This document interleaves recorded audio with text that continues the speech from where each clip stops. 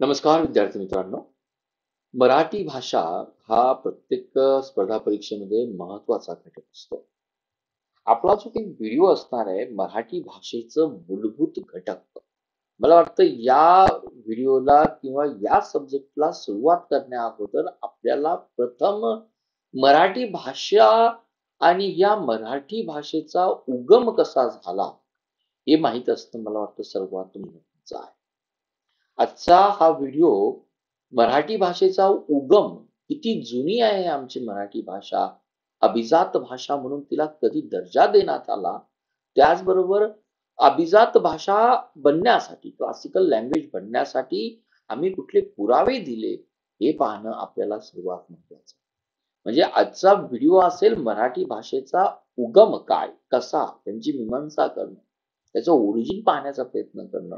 आणि हा जर आजचा व्हिडिओ जर पाहिला ना, तर माझी तुम्हाला रिक्वेस्ट असेल की हा व्हिडिओ पाहिल्यानंतर मग तुम्ही मराठी भाषेच्या मूलभूत घटकांकडे जा, जो व्याकरणाची सुरुवात करेल, ज्या ठिकाणी लिपी म्हणजे काय, शब्द म्हणजे काय, अक्षर म्हणजे काय, पदबंध म्हणजे काय, नंतर हा व्याकरणाचा पुढचा पाठ चालू होईल की वर्णमाला काय आहेत, स्वर किती आहेत, व्यंजन किती आहेत, या ठिकाणी आपल्याला स्वरादी म्हणजे काय, स्वरयुक्त व्यंजन म्हटलं काय, हा पुढचा पाठ आहे. पण त्या अगोदर मराठी भाषाचा उगम खूप सुंदर असा व्हिडिओ, खूप इंटरेस्टिंग व्हिडिओ आहे. मला वाटतं केवळ स्पर्धा परीक्षेची तयारी करणाऱ्या विद्यार्थ्यांना पाहू नये, तर प्रत्येक मराठी माणूस म्हणजे काय, ज्याला मराठी भाषा येते किंवा मराठी भाषा शिकण्याची आवड आहे किंवा महाराष्ट्रीयन कल्चर बद्दल ज्याला वाटतं की थोडीशी आपुलकी आहे, त्या व्यक्तींना मी म्हणतो की महाराष्ट्रीयन किंवा मराठी भाषा. तर हा व्हिडिओ अतिशय सुंदर, अतिशय इन्फॉर्मेटिव्ह आणि आपल्या एक्झाम्पल इकडे होणार आहे. जरूर जर आवडला तर मी सांगेल हा व्हिडिओ आपल्या मित्रपरिवारामध्ये शेअर करा. महत्वाच्या गोष्टी, आपण अभिमानाच्या गोष्टी या ठिकाणी व्यक्त करणार आहोत. मी आहे प्राध्यापक प्रवीण घुगे. आता या व्हिडिओच्या संदर्भातील जे काही बोर्ड फॉर अपस्किल आहे, आपलं ऍप तुम्हाला गुगल प्ले स्टोअरवरून मिळेल. काही गोष्टी एक्झामच्या संदर्भातील फ्री गोष्टी तुम्हाला मिळतील, एमसीक्यू बेस्ट टेस्ट तुम्हाला मिळेल. आणि जसं मी सांगितलं की हा व्हिडिओ हा युट्यूबला तुम्हाला उपलब्ध आहे, पण याचा जो काही पुढचा व्हिडिओ आहे तो आपल्या ऍपला उपलब्ध आहे.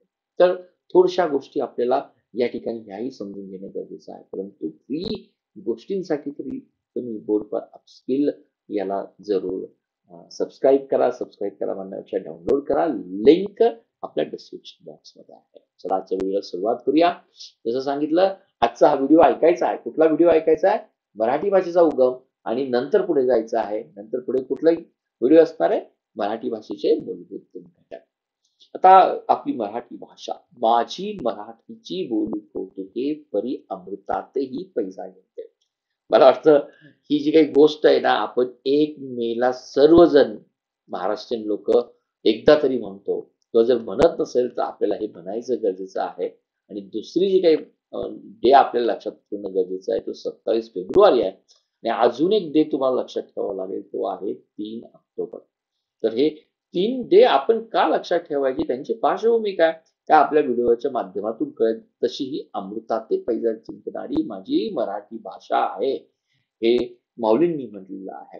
आता इतिहास, याच भाषेचा आपण इतिहासही पाहूया, तिचा उगमही पाहूया, काय भाषा आहे हे पाहण्याचा प्रयत्न करूया. जसं मी म्हटलं की कुठलीही भाषा, कुठलीही लँग्वेज असू द्या, तिचे एक वैशिष्ट्य असतं, तिचं एक ढंग असतो, तिचा एक वेगळा रंग असतो, साज असतो.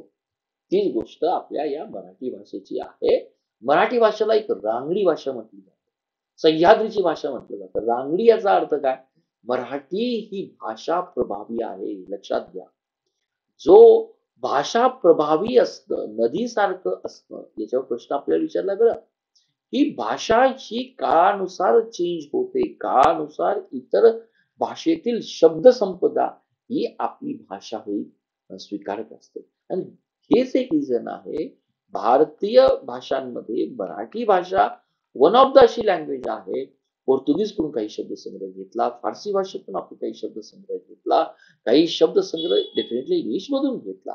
तर ही अशी महाराष्ट्रीयन भाषा, हा महाराष्ट्रीयन शब्द मी वापरला जातो, तर तिची सुरुवात कोण झाली, तिची मातृभाषा कोण, संस्कृत आलं, संस्कृत नंतर आपल्याकडे प्राकृत भाषेची निर्मिती झाली, प्राकृत नंतर अपभ्रंशी भाषा, ही एक अपभ्रंशी भाषा आहे बरं.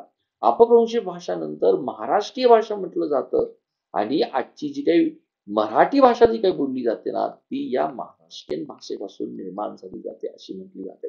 जर एवढा मोठा प्रवास जर असेल ना, संस्कृतपासून प्राकृत, प्राकृतपासून अपभ्रंशी, अपभ्रंशीपासून मराठी आणि मराठीपासून महाराष्ट्रीयन पासून जर मराठी, तर ही आपल्याला लाभलेली एक वैभवशाली परंपरा आहे. मराठी भाषा आपण किती बदलतो, काळाप्रमाणे किती प्रभावी होतो, त्याचा सांज त्याचा रंग कसा वेगळा आहे, हे आपण या ठिकाणी पाहून घेणार आहोत. आता पहिली गोष्ट येते जी सर्वात महत्वाची आपल्याला असेल, जसं मी तुम्हाला सांगितलं, जी क्लासिकल भाषा आहे किंवा शास्त्रीय भाषा आहे, ती नेहमी चेंज स्वीकारते. म्हणून आपण आपली मराठी भाषा काय म्हटलेलं आहे, प्रभावी म्हटले. हा, आपण एक गोष्ट म्हटली, चेंज. आता पहा ना, आपल्या मनुष्यामध्ये चेंज पण कसा होतो, एखाद्या सिच्युएशन प्रमाणे होतो. काही चेंज अगदी हळूहळू होतो, काही चेंज होण्यासाठी खूप बदल लागतो. त्याच मराठी भाषेचं तसंच आहे.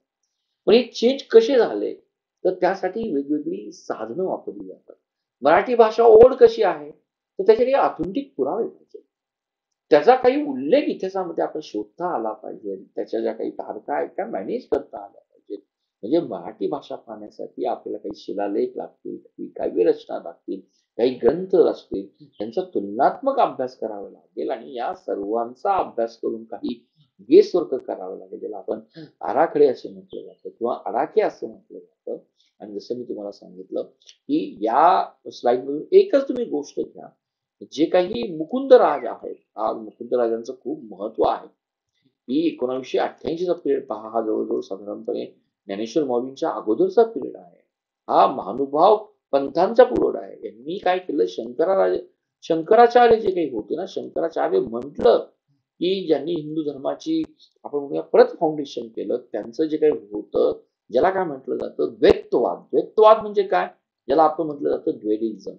आणि अद्वैतवाद शंकराचार्यांचं तत्वज्ञान होतं. या तत्वज्ञानावरील जो काही ग्रंथ मुकुंदराज यांनी लिहिला, त्या ग्रंथाचं नाव आहे विवेक सिंधू. मग तो वन मार्कासाठी तुम्ही मुद्दाम लिहून घ्या. शंकराचार्यांचं अद्वैत तत्वज्ञान आणि त्या तत्वज्ञान असणारा विवेक सिंधू ग्रंथ कधी लिहिला गेला, तर हा ग्रंथ लिहिला गेला 1988 मध्ये. याचं वैशिष्ट्य काय, तर हा म्हटलं जातं महाराष्ट्रातील, म्हटलं जातं किंवा पुरावे आहेत, महाराष्ट्रातील पहिला ग्रंथ ज्याला आपण म्हटलं जातं. आणि त्यांचाच पेर आपल्यासोबत महत्वाचा आहे, जे माही भट्ट हमेशा येतात. माही भट्ट म्हटलं की जे काही चक्रधर स्वामी महानुभाव पंथाचे संस्थापक होते, त्यांचं जे काही चारित्र्य आहे, ते चारित्र्य लीला चरित्र या नावाने ज्या लेखकाने लिहिलं, ते आहेत माही. तर हाही उल्लेख या ठिकाणी त्याला पिरियड आपल्याला दिला आहे साधारणपणे मुकुंदराज 1188 नंतर. तर हा लीला चरित्रेचा जो काही पिरियड दिसतोय तो आपला 1278 मध्ये दिसतोय. आणि जी अमृताची पहिला निघणारी भाषा जी काही आहे, ज्याला ज्ञानेश्वर माऊलींनी उल्लेख केलेला आहे, तर ह्या ज्ञानेश्वर माऊलींनी एक साधारणपणे 1290 मध्ये भावार्थ दीपिका, ज्याला आपण ज्ञानेश्वरी असं म्हटलं जातं किंवा अमृतानुभव म्हटलं जातं, अशा ग्रंथांची रचना ज्ञानेश्वर माऊलींनी केली. तर ही अशी मराठी भाषा आपली जर रेकॉर्डली ग्रंथाच्या स्वरूपामध्ये 1188 पासून आपल्याला दिसते. हा, तर आता याच्यामध्ये ना काही कॉन्ट्रोवर्शियल नाही. तर काहींचं असं म्हणणं आहे, जे काही अभ्यासक आहेत, की 1188 नाहीये. जो काही सातवाहनाच्या काळातील जी काही गाथा सप्तशती जी काही होती, ही गाथा सप्तशती म्हणजे 1000 वर्षापूर्वी, म्हणजे आजपासून जवळजवळ 2000 वर्षापूर्वी जे काही आपल्याला पहिलं शतक दिसून येते ना, त्या पहिल्या शतकातलं, म्हणजे आजपासून जवळजवळ आपण जर पाहिलं तर 2000 वर्षापूर्वीचे गाथा सप्तशती याला देखील एक मराठीतील आद्य ग्रंथ असं म्हटलं जातं. पण रेकॉर्डनुसार मुकुंद राज यांचा 1188चा शंकराचार्यांचा अद्वैत तत्वज्ञानाबद्दल विवेक ग्रंथ आपण या ठिकाणी पाहिला किंवा आपण हा याला स्टँडर्ड म्हणणार. आता अजून काही शब्द आपल्याला लक्षात असले पाहिजे. जसं आपण म्हटलं की माझा मराठाची बोलू कौतुके परी अमृताची पैजा जिंके ऐसे अक्षर रसिक मेळविन. हे आपलं जे काही मराठी भाषेविषयी जो काही अभिमान माऊलींनी व्यक्त केलेला आहे, तो माझा मराठाची कौतुके परी अमृताची पैजा जिंके ऐसे ऐसे अक्षरे रसिक. आणि जी काही आपली मला अजून या ठिकाणी 2 पॉइंट तुमच्याकडे लक्षात घेणं गरजेचं आहे, जे आपल्या एक्झामच्या दृष्टीनं सर्वात महत्वाचे असेल. जर आपण भाषेचा जर विचार जर केला, भाषा की आपल्यामध्ये भाषा काय आहे, तर एक दोन गोष्टी लक्षात घ्या. आपल्या कॉन्स्टिट्यूशन्स मध्ये ही दोन गोष्टी तुमच्या लक्षात असल्या पाहिजे. जे काही परिशिष्ट आहे, ज्याला आपण शेड्यूल असं म्हटलं जातं, परिशिष्ट 8 मध्ये आपण भारतातील ज्या काही शास्त्रीय भाषा आहेत किंवा ज्या काही प्रमुख भाषा आहेत, ज्या आपण त्यांना त्या त्या राज्यानं राजकीय किंवा राजभाषेचा दर्जा देण्यात आलेला आहे. तर या परिशिष्ट 8 मध्ये भारतातील 22 भाषांचा उल्लेख केलेला आहे किंवा परिशिष्ट 8 मध्ये या प्रादेशिक भाषांना किंवा राजभाषांना या ज्या देशातील भाषा आहेत त्यांना दर्जा देण्यात आलेला आहे. तर ही गोष्ट बारकाईने या ठिकाणी मेन्शन करा. त्यामध्ये मराठीचा अंतर्भाव. अजून एक गोष्ट लक्षात घ्या, आपल्या कॉन्स्टिट्यूशन मध्ये कलम नंबर जे काही 343 आहे, ते कलम नंबर 343 हिंदी व इंग्रजी या दोन भाषांना काय म्हणतात, या संघ राज्याच्या किंवा केंद्र सरकारच्या किंवा फेडरल व्यवहाराच्या भाषा आहेत. हेही तुम्ही लक्षात घ्या. संघ राज्याच्या भाषा. मग बाकीच्या भाषा कुठल्या, 22 भाषा कुठल्या, तर त्या परिशिष्ट 8 मध्ये त्यांना सेपरेटली इन्क्लूड करण्यात आलं, त्यांना राजभाषेचा दर्जा देण्यात आला. आता प्रश्न येईल की सर सांगा बरं, मराठी भाषा 22 भाषा कुठल्या ऍटलिस्ट तुमच्या लक्षात असली पाहिजे. आपण सुरुवात करू आपल्या मराठीपासून. मराठी असेल, मराठीची जोडीदार जी काही कोकणाची सह अधिकृत भाषा आहे, कोकणी येते. नंतर अजून काही भाषा जर पाहिल्या, फॉर एक्झाम्पल जर आपण आसामी जर भाषा घेतली, तर आसामी भाषेबरोबर आणखीन एक भाषा इन्क्लूड करण्यात आलेली आहे. त्या भाषेला आपण काय म्हणणार आहोत, बोडो भाषा. बोडो ही भाषा आपल्याकडे येईल. जर आसामचा जर उल्लेख केला तर ही आपल्याला बंगाली भाषा दिसून येते. Yes, definitely. बंगालच्या शेजारी जर उल्लेख जर केला, ज्याला आपण असं ओरिया नाही म्हणणार, तर त्या भाषेला आपण जे काही नाव दिलं जातं ते ओडिया नाव दिलं जातं. नेक्स्ट 7वा नंबर जर म्हटला ना, तर जी काही भाषा आहे ती आहे काश्मीर. काश्मीरच्या अंतर्गत बाकीच्या भाषा येतात, ज्या भाषांना आपण डोंगरी किंवा डोगरी भाषा असं म्हटलं जातं. ही एक काश्मीर किंवा काश्मीरच्या भागामध्ये बोलणारी आपण म्हणूया की अधिकृत भाषा किंवा राजभाषा म्हणून म्हटलं जातं. आता पुढे जर गेल्यानंतर कुठल्या 22 भाषा येतील जर पाहिल्यानंतर, जसं आपण पाहिलं झारखंड म्हणा किंवा जे काही बिहार आहे त्याच्यामध्ये मैथिली ही एक भाषा अलीकडच्या काळामध्ये इन्क्लूड करण्यात आली. छत्तीसगड, त्याचबरोबर इतर भागामध्ये आदिवासींची जी काही संख्या आहे किंवा संथाली जी काही कम्युनिटी आहे, त्या संथाली कम्युनिटी, संथाली भाषेला देखील आपण राजभाषेचा दर्जा दिलेला आहे. डेफिनेटली जर सदर्न स्टेटमध्ये जर गेलो तर आपल्याला लगेच दिसून येईल की तमिळ भाषा एक आहे. नंतर आपल्याला या ठिकाणची मल्याळम भाषा एक आहे. या ठिकाणी आपल्याला कन्नड भाषा एक आहे. या ठिकाणी आपल्याला असणारी तेलुगू भाषा एक आहे. म्हणजे या जर भाषा जर पाहिल्या, 11 आलं, 12 आलं, 13 आलं, 14 आलं, ही आपल्याला नावं असणं गरजेचं आहे. सर्वात दुसरी एक भाषा आपण नेहमी कन्फ्युजन वाटते की नेपाळी भाषा. नेपाळी ही नेपाळच्या देशाची तर आहेच, परंतु आपल्यातली काही स्टेट जशी आहेत, काही प्रदेश सिक्कीम किंवा काही प्रदेश आपण उत्तराखंड, अरुणाचल प्रदेशचा घ्या, तर यामध्ये देखील ही भाषा बोलली जाते. मोस्टली सिक्कीमचा आपण उल्लेख जर केला किंवा उत्तराखंडचा काही एक छोटासा प्रश्न जर उल्लेख जर केला ना, तर त्या ठिकाणी ही भाषा बोलली जाते. तर नेपाळी आली आणि आपण सर्वात विसरतोय आपल्या राष्ट्रभाषेला, हिंदी भाषा ही देखील त्यातच आहे. नंतर कुठल्या भाषा राहिल्या असतील तर आपण जर पाहिलं, जी काही कम्युनिटीची जी काही भाषा आहे, हिंदी, संस्कृत, या तर राजभाषा आहेतच, पण राजभाषेवर त्यांचा दर्जा थोडासा वेगळा आहे. अजून राहिलेली भाषा कुठली, तर राहिलेली भाषा जर पाहिली मला वाटतं सिंधी कम्युनिटी जी ही सिंधी भाषा आहे. आपल्या देशाच्या राष्ट्रगीतामध्ये देखील सिंध हा शब्द आपल्याला दिसून येतो. तर कुठल्या भाषा सांगितल्या, आसामी सांगितली, बंगाली सांगितली, बोडो सांगितली, डोगरी सांगितली, गुजराती विसरलो तर गुजराती नोट करून घ्या, हिंदी आलं, कन्नड आलं, काश्मीरी आलं, कोकणी आलं. अजून दोन भाषा माझ्याकडून विसरल्या होत्या. मैथिली आपण सांगितली होती, मल्याळम सांगितली होती, आणि जी काही विसरणारी जी काही भाषा आहे ती एक आहे मणिपुरी भाषा. मणिपुरी सेपरेट भाषा आहे. नंतर ओडिया येते, नंतर संस्कृत येते, आणि संस्कृत नंतर सिंधी, तमिळ, तेलुगू येते, आणि लास्ट भाषा जी काही येते ती भाषा आहे. तर ही लिस्ट आहे आपल्या भारतीय परिशिष्ट 8 मध्ये येणाऱ्या राजभाषांची किंवा लोकल लँग्वेजची. ही तुम्हाला लक्षात आलं असेल. एक्झाम दृष्टीने हा पॉईंट महत्वाचा होता म्हणून मी तुम्हाला लक्षात दिला. असून म्हटलं जातं की जसं मी तुम्हाला सांगितलं जातं ना, मराठी भाषा संपन्न कुणापासून झाली, तर वेगवेगळे शब्द आले, इंग्लिशचे शब्द आले, कन्नडचे शब्द आले. या भाषेला काही हिंदीचे शब्द आले, काही फारसीचे शब्द आले आणि गुजरातीचे पण शब्द आले. अजून महत्वाचं जे काही कुसुमाग्रजांनी आपल्या मराठी भाषेला जे काही कौतुक केलं आहे ना, रत्नजडित अभंग ओवी अमृताची सखी चारी वर्णातून फिरे सरस्वतीची पालखी. हे खूप सुंदर असं कुसुमाग्रजांनी आपल्या या मराठी भाषेचं आपल्याला वर्णन केलं आणि सर्वात महत्वाचं जे काही पद्मश्री गणेश देवी होते, जर तुम्ही जे त्यांचं संशोधन जर पाहिलं तर त्यांचं म्हणणं आहे की महाराष्ट्रामध्ये 53 मराठीच्या जवळ 56 बोली भाषा ह्या बोलल्या जातात आणि जस्टिफिकेशन करण्यासाठी त्यांनी ज्ञानेश्वरांची महती सांगताना एक अभंग उद्देशित केला होता की आपली मराठी भाषा किती जुनी आहे की त्यामध्ये आपल्याला करिअर करता येऊ शकतं. ज्ञानराज माझी योगी यांची माऊली सर्वांना वाटत असेल की हा छानपैकी निबंध आहे. हा निबंध नामदेवांनी संत ज्ञानेश्वरांची महती करताना हा निबंध उत्तुंगत केला होता. ऍटलीस्ट हा वन मार्क जरी तुमच्या लक्षात आला तर लक्षात येईल. ज्ञानराज माझी योग्यांची माऊली जेणे निगमवल्ली प्रकट केली. या ठिकाणी गीता अलंकार नाम ज्ञानेश्वरी ब्रह्मानंद लहरी प्रकट केली. अध्यात्म विद्येचे दाविदेचे रूप चैतन्याचा दीप उजळीला 56 भाषेचा केला ला सर्व. हे 56 का लक्षात आलं का?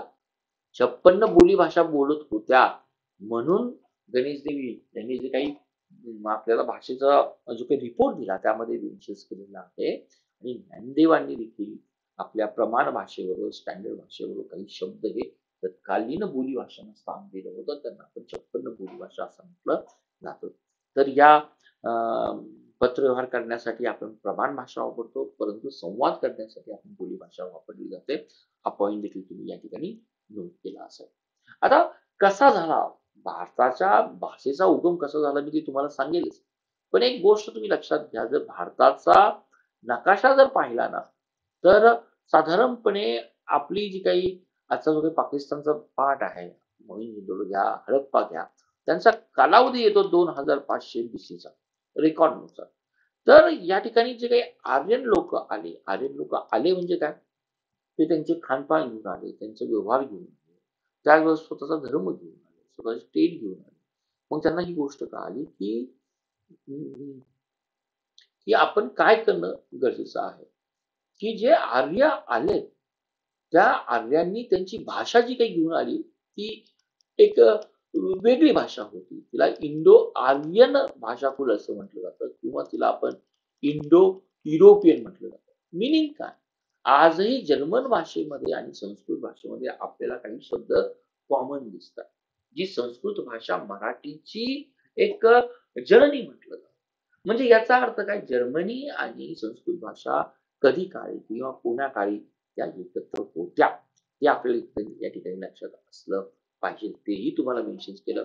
नंतरच्या कालावधीमध्ये आपण जर जाणार आहोत, तुम्हाला डायग्राम पण दाखवणार आहोत. साधारणपणे 983 एडीचा जो काही गोमटेश्वराला बाहुबलीचा प्रचंड असा जवळजवळ 52-57 फूट जो काही 5 फूट इंचीचा जो काही पुतळा आहे, तर त्याच्या पायाशी आपल्याला हे ते चामुंडराव करविले आधी शुद्ध मराठीमध्ये आपल्याला लिहिलं जातं. पण मुकुंदराज काय किंवा ज्ञानदेव काय त्यांचं कॉन्ट्रीब्युशन आपल्याला या ठिकाणी दिसणं गरजेचं आहे. मुकुंदराजांचा मी ग्रंथ सांगितला, परत तो ग्रंथ आला, काय कॉन्ट्रीब्युशन सांगितलं तो त्यांनी 1188 दरम्यान तर सांगितलेला आहे की शंकराचार्यांचं अद्वैत तत्वज्ञान याबद्दल त्यांनी मेन्शन केलेलं आहे. ज्ञानेश्वरी महाराजांचं कॉन्ट्रीब्युशन काय, तर भावार्थ दीपिका हे दोन्ही ग्रंथ त्यांनी काय कशामध्ये लिहिले, मराठीमध्ये लिहिले. आणि चक्रधर स्वामींनी जो काही माईभट होता त्यांनी चक्रधर स्वामींचं जे काही लीलाचरित्र लिहिलं, तर हा मराठी भाषेतला पहिला ज्याला चरित्र ग्रंथ असं म्हटलं जातं. तेव्हापासून आपल्याकडे ही पद लेखनाची परंपरा चालू झाली. हे आपण इथे कुठेतरी मेन्शन केलं पाहिजे. या ठिकाणी मी मेन्शन केलं की चक्रधर स्वामी जे काही होते महानुभाव पंथाचे रचिते होते, स्थापन करणारे होते. आणि या चक्रधर स्वामींनी जो काही ग्रंथ लिहिला होता त्या ग्रंथातील दृष्टांतावरून मराठीची गतिमानता म्हणा, मराठीचे सहज सौंदर्य म्हणा, त्याचबरोबर नाद माधुर्य म्हणा किंवा गोडवा म्हणा, हा सर्व आपल्याला या ठिकाणी दिसून येतो. संत एकनाथांचा जर उल्लेख केला तर भागवत ग्रंथाची निर्मिती त्यांनी केली. हेही कॉन्ट्रीब्युशन आपल्याला या ठिकाणी गरजेचं आहे. तर मित्रांनो, हे जे काही मी तुम्हाला सांगतोय ना त्या गोष्टी तुम्ही आपल्या एमसीक्यूच्या संदर्भात जरूर मेन्शन करून द्या. तर आपल्या एक्झाम मध्ये हे एमसीक्यू चक्रधर स्वामी कोण होते, त्यांनी कशा पद्धतीने मराठीचं कॉन्ट्रीब्युशन केलं, त्याचबरोबर माई भट कोण होते, भागवत ग्रंथाची रचना कुठल्या संतांनी केली, हे आपल्याला माहित असणं गरजेचं आहे. आपण मराठी भाषेचा एक ओव्हरऑल घेतो, त्याच्यानंतर इंडिव्हिज्युअली आपण प्रत्येक कसा तो आहे ते आपण पाहणार. आता मराठी भाषेला सगळ्यात जास्त राजमान्यता तुम्ही जर दिली असेल ना, ती देवगिरीच्या यादवांच्या काळामध्ये दिली. साधारणपणे हा अल्लाउद्दीन खिलजी यायचा पर्यंत जो काही 100 वर्षाचा काळ जो काही होता, 1250 1350 यादवी सत्ता होती. नंतर 1350 मध्ये यादव गेल्यानंतर आपल्याला पूर्णपणे माहित आहे सल्तनत आली, आणि त्या पिरियड मध्ये 1647 पिरियड मध्ये आपल्याकडे छत्रपती शिवाजी राजांची राजसत्ता आली. म्हणजे मराठी भाषेसाठी त्यांनी वेगळा राजकोष तयार केला, तोही आपण पाहणार आहोत. आणि 1700 ते 1818 पर्यंत पेशवाईचा अस्त होईपर्यंत आपल्याकडे इंग्रजी भाषा होती. त्यामुळे मराठी या भाषेचं वैशिष्ट्य पहा, वेगवेगळे राजकारणी आले, त्यांचा प्रभाव आला, परकीय लोक आली, त्याचा प्रभाव आपल्याला या मराठी भाषेमध्ये दिसून येतो, किंवा आपल्याला दिसून येतो की इयर काय आहे. अजून आपण मराठीच्या काही उपभाषा किंवा काही प्रकारही आपण पाहणार आहोत. सर्वात महत्वाचा, छत्रपती शिवाजी महाराजांच्या काळामध्ये जो काही सगळ्यात भाषेचा जो काही प्रभाव होता, तिला आपण फारसी भाषा असं म्हटलं जातं.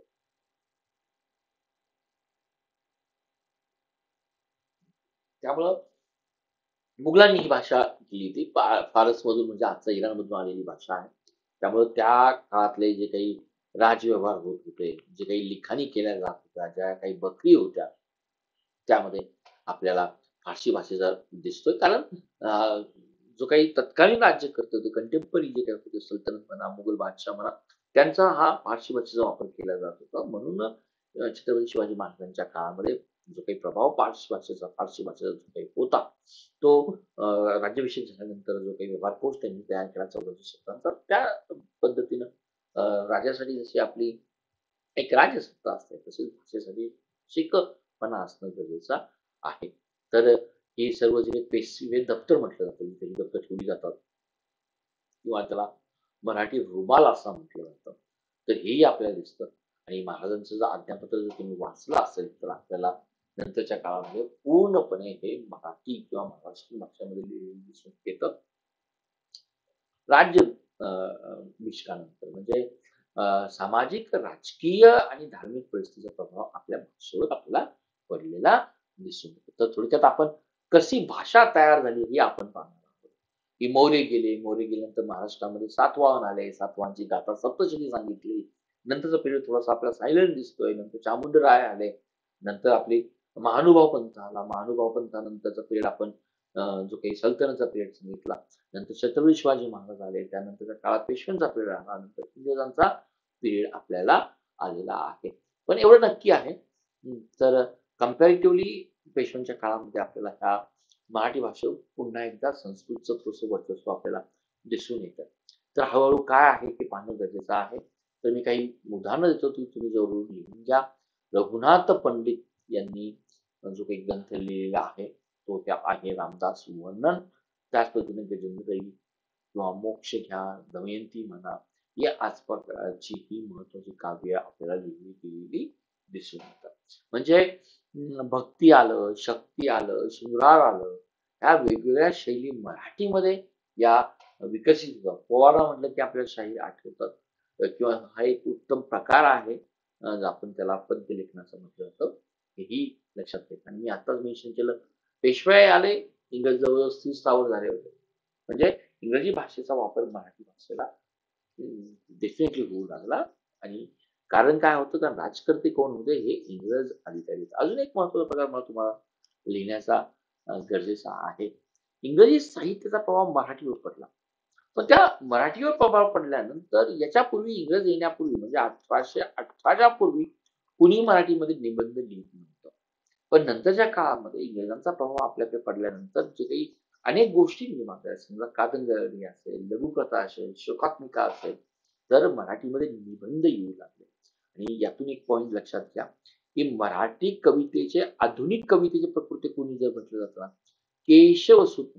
सूत म्हणजे पुत्र, हा शब्द तुम्ही लिहा. केशवाचा पुत्र म्हणजे त्याला केशव सूत असं म्हटलं जातं. जर विचारलं केशवसूत काय आहे, हे ऍटलिस्ट तुमच्या लक्षात येणं गरजेचं आहे. तर हा टोटल आपण ओव्हरऑल मराठी भाषा पाहिली, मराठी भाषा ही कशा पद्धतीने वर्कआउट करते हेही आपण पाहण्याचा प्रयत्न केला. आणि मराठीमध्ये जसं पद्य आणि गद्य, पद्य म्हणजे काय, काव्य आलं, गद्य हे काय आलं, प्रोज टाईप मध्ये आलं. आणि हे काही जर गद्य आणि पद्य लिहित असेल तर मराठी भाषेमध्ये काय लागतं, एक शास्त्रीय बैठक लागते. त्या शास्त्रीय बैठकीला आपण काय म्हटलं तर व्याकरण म्हटलं जातं. महात्मा फुले म्हटलं की शेतकऱ्यांचा आसूड आपल्याला तुम्हाला आठवला पाहिजे. मराठीमध्ये वि. वा. शिरवाडकर आहेत, त्या अत्रे आहेत, देशपांडे आहेत, जी. जोशी आहेत, कुसुमाग्रज आहेत, ग. दी. माडगूळकर आहेत, जी. जोशी ज्याबरोबर कुसुमाग्रज, वि. स. खांडेकर, नाशी फुलके आहेत. ही अनेक साहित्य, ज्ञात आणि अज्ञात असणारे साहित्य त्यांनी प्रत्यक्ष किंवा अप्रत्यक्षपणे मला वाटतं आपल्या मराठीमध्ये साहित्यिकांची तर भर घालून दिली, पण साहित्य कृती देखील वाढवली. ही अशी ही आपली मराठी भाषा, ज्याला क्लासिकल किंवा आपण ज्याला अभिजात अशी भाषा म्हटलं जातं. आजची सामाजिक शास्त्र घ्या किंवा तत्वज्ञानाचे विषय घ्या किंवा चित्रकला घ्या, तर यासारख्या कलांची समीक्षा आपल्याला मराठीमध्ये दिसून येते. हा डेफिनेटली तिचा प्रभाव पडत गेला, ही गोष्ट वेगळी, की आपण पण नोट करणं या ठिकाणी गरजेचं आहे. आता सवाल प्रश्न येतो, मराठी भाषेला शास्त्रीय, शास्त्रीय या शब्दाला आपण असं म्हणूया की क्लासिकल लँग्वेज, किंवा या शब्दाला आपण सुंदर असं नाव देऊया, क्लासिकल लँग्वेज म्हणण्यापेक्षा एक संपर्क भाषा, जी मराठी भाषेला अभिजात जो काही दर्जा मिळाला, जो थोडासा बोली भाषेपेक्षा थोडासा आपण म्हणूया की हायर लेवलचा दर्जा आहे, तो 2000 आपल्याला दिसून येतो. कधी मिळाला या ठिकाणी तारीख आपल्याला दिसून येईल. 2024 विचारला की 2004 विचारला की 2014 विचारला, तर आपल्याला हे ऑप्शन सांगता आलं पाहिजे की मराठी भाषेला क्लासिक भाषेचा दर्जा जो काही मिळाला तो केंद्र सरकारनं 3 ऑक्टोबर 2047 ला दिला आला. तर शास्त्रीय दर्जा म्हणजे काय, तर हे एक स्टॅटस आहे, स्टेटसचा प्रकार. स्टेटसचा प्रकार म्हणजे तुम्हाला लक्षात आलंच असेल, स्टेटस म्हणजे काय, दाखवण्याची गोष्ट, शो ऑफ करण्याची गोष्ट. जेव्हा आपल्या मनातून कळतं की नाही, माझी मराठी भाषा याबद्दल वर्कआउट करते, तिला आज क्लासिकल भाषा आहे, तो आपल्याला हा अभिमान वाटतो. आता क्लासिकल भाषा व्हावी म्हणून भारत सरकारनं काही स्टँडर्ड केले होते, ज्याला आपण शास्त्रीय भाषा म्हटलं. पहिली गोष्ट काय, ती भाषा 1500 ते 2,500 वर्षापासून जुनी असावी. महाराष्ट्रामध्ये गाथा सप्तशती हा ग्रंथ लिहिलेला आहे, तो त्याची रिक्वायरमेंट पूर्ण केली जाते. दुसरी गोष्ट, केवळ ती भाषा आत्ता नसावी, त्याच्यामध्ये गद्य असावं, त्याच्यामध्ये पद्य असावं, आणि ती साहित्य संपदा ही काय असावी, स्वतंत्र असावी, एक स्वतंत्र आणि प्राचीन असावी. हा एक दुसरा पॉईंट होता, तो मराठी भाषेने कम्प्लीट केला. तिसरा पॉईंट होता की मराठी भाषेमध्ये जे काही साहित्य आहे ते आधुनिक भाषा किंवा ज्या काही फॉरेन लँग्वेज आहे त्यांच्या टोटली थोडस डिफरंट हवं आहे, आणि प्राचीन लेखनाचा एक सुसंगत पुरावा असावा. हाही पॉईंट आपल्याला मराठी भाषेला शास्त्रीय मिळवण्यापूर्वी या पद्धतीनं आपल्याला काही रिक्वायरमेंट पाळाव्या लागत होत्या, ते पाळणं आपल्याला गरजेचं होतं. हेही आपण या व्हिडिओच्या माध्यमातून पाहिलं. नंतर पॉईंट येतो की मराठी भाषेचा उगम, जसं मी तुम्हाला सांगितलं की आर्य आले करून हे युरोपियन नेशन मधून आले, पण या ठिकाणी यांना कम्पॅरेटिव्हली जे काही लोक होती, कुठली इंडस व्हॅलीची किंवा मोहिंजोदडोची, त्यांना प्रतिकार करता आला नाही. कम्पॅरेटिव्ह ते ऍडव्हान्स मध्ये होते. म्हणून हे जो आजचा अफगाणिस्तानचा प्रांत आहे, ज्याला खरोष्टी राजघराणं किंवा त्याला कंधार किंवा त्याला गांधार असं म्हटलं जातं, तर साधारणपणे या ठिकाणची भाषा जी काही वापरली जाते ती खरोष्टी, किंवा आपण त्या भाषेला कुशाण राजघराणा असं म्हटलं जाईल. नंतर ही भाषा हळूहळू जी काही इंडो आर्यनची भाषा होती, जसं आपण अनेक नाटकामध्ये पाहतो की ते बहुतेक संस्कृत प्रचूर शब्दांचा वापर केला जातो. नंतरच्या काळात याच भाषेचं रूप जे काही तयार झालं, ज्या लिपीमध्ये लिहिली गेली तिचं रूप आहे ब्राह्मी लिपी. आणि अशी ही ब्राह्मी लिपी नंतरच्या कालावधीमध्ये 3 गटामध्ये डिव्हाइड करण्यात आली, 3 गटामध्ये डेव्हलप झाली. जी ब्राह्मी लिपी आपण असं म्हणूया की जो काही टाकारी आजचं काही जम्मू काश्मीरचा भाग जो काही आहे त्याच्यामध्ये डेव्हलप झाली, शारदा, शारदा याला टाकारी किंवा काश्मीरी असं म्हटलं जातं. तर ही गोष्ट आपल्याला या ठिकाणी निमित्तानं, आणि जर महाराष्ट्राचा जर विचार जर केला तर ही नागरी, आणि नागरी म्हटलं की आपण महाराष्ट्रीयन लोक या ठिकाणी येतो. ती गोष्ट उत्तरेकडे जर पाहिलं तर कोटील आणि गुप्तलिपी आपल्याला दिसून येते. तर हा द्राविडियन गट आहे.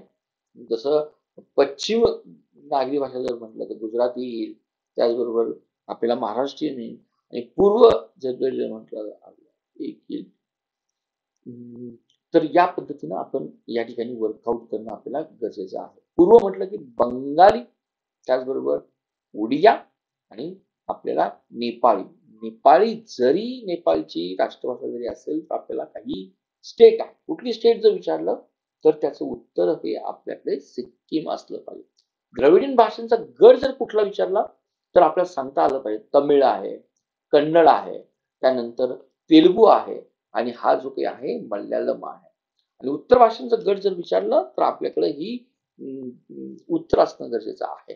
ही नागरी भाषा ही डेव्हलप कशापासून झाली तर साधारणपणे ही नागरी भाषा हळूहळू ब्राह्मी लिपी म्हणजे आपल्याला हे लक्षात असणं गरजेचं आहे की संस्कृत भाषापासून जे काही आपण नेहमी म्हटलं जातं ना मालिकेमध्ये आर्य लोकांना देव म्हटलं जायचं आणि ती शहरामध्ये राहत होती म्हणून नगर म्हणून या लोकांची भाषा जी काही लिखाणाच्या स्वरूपात त्यावेळेस लिखाण करणं भाग नव्हतं पण तिला देवनागरी असं लिपी म्हटलं जातं. त्यामुळे ब्राह्मी लिपी ही लक्षात घ्या काय आहे तर ब्राह्मी लिपी याचा मिनिंग संस्कृत आणि संस्कृत पासून ब्राह्मी आणि ब्राह्मी पासून तिला अधिक सोपं करण्यासाठी ही देवनागरी लिपी तयार झाली. म्हणूनच आपण देवनागरी लिपीला आपण नाव जे काही दिलं जातं ना त्याला बालबोध लिपी म्हटलं. हा एक पॉइंट जरूर तुम्ही मेन्शन करा. तो तुम्ही लिहिला असेल. ज्या गोष्टी आत्ताच मी तुम्हाला सांगितल्या की आपल्या या भाषेला जर अभिजात भाषेत दर्जा करायचा असेल तर 2012 मध्ये प्राध्यापक रंगनाथ पठारे यांच्या नेतृत्वाखाली एक कमिटी स्थापन करण्यात आली आणि त्या कमिटीनं काय केलं आपली भाषा ही इंडो युरोपियन आहे, आर्यन आहे, पुराव्यानिशी प्रूव्ह करण्याचा प्रयत्न केला. या कमिटीमध्ये वेगवेगळे सदस्य होते. नंतरच्या काळामध्ये 2014 मध्ये ज्ञानेश्वर मुळे हे या सदस्य म्हणून झाले. तर आपल्या भारतीय भाषा आली कशी ही मराठी भाषा संस्कृत नंतर ब्राह्मी लिपी नंतर देवनागरी लिपी नंतर अपभ्रंश होऊन ती आपल्याला इंडो आर्यन कुलाची आपल्याला भाषा दिसून येते. त्यामुळं मूळ जे काही आर्यन भाषा आहे त्यातले काही शब्द किंवा संस्कृतचे शब्द प्रचुर पद्धतीने आपल्याला दिसून येतात. द्रविडियन भाषा बोलली की तुम्हाला उत्तर देता आलं पाहिजे कुठली द्रविड भाषा आणि मी सांगितलं की गंधार किंवा गांधारी ही जी काही लिपी आहे तिचा मिनिंगच असा होतो गाढवांच्या ओठाच्या आकाराच्या लिपीवरून बनलेली आहे. तिचा जो काही शेप म्हणा किंवा साईज म्हणा किंवा लिहिण्याची पद्धत म्हणा त्यावरून हे कदाचित नाव दिलं पण गांधार किंवा खरोष्टी लिपी ही पूर्णपणे ब्राह्मी किंवा आपल्या लिपींपासून पूर्णपणे वेगळी आहे. आणि ब्राह्मी लिपी जर सांगितलं संस्कृत भाषा बोलण्यासाठी जी काही लिपी वापरली जात होती ती आर्यांची लिपी ब्रह्मदेवापासून लिपी झाली होती आणि नंतर तिचं रूपांतर कशामध्ये झालंय हे देवनागरी लिपीमध्ये तयार झालं किंवा आपण त्याला म्हणा देवनागरी लिपीमध्ये तिचं रूपांतर झालं. म्हणजे ब्रह्मदेवानं तयार केलेली ही लिपी म्हणून तिला एक आपण सर्व लिपींची माता असं म्हटलं जातं. तिचं नाव काय आहे याला ब्राह्मी लिपी असं आपण म्हणणार आहोत. नंतरचा जो काही आपल्याला काळ दिसून येतो की कुठला काळ आपल्याला दिसला पाहिजे की जसं सांगितलं की देवनागरी लिपी देव म्हणजे दिव या शब्दापासून त्याची आपल्याला निर्मिती झालेली आपल्याला दिसून येते. देव किंवा देव आणि इझिली लहान मुलांना समजते म्हणून या ब्राह्मी लिपीपासून देवनागरी लिपीचा विकास झाला. ती कशी आहे ती मी तुम्हाला मेन्शन केली आणि या देवनागरीचा लिपीचा वापर आपण मराठी भाषा लिहित असताना आजही करतो याची आपल्याला जाणीव असेल. आता बालबोध का तर ती लहान मुलांना किंवा लहान बालकांना समजण्यासाठी या देवनागरी लिपीलाच आपण बालबोध असं म्हटलं जातं.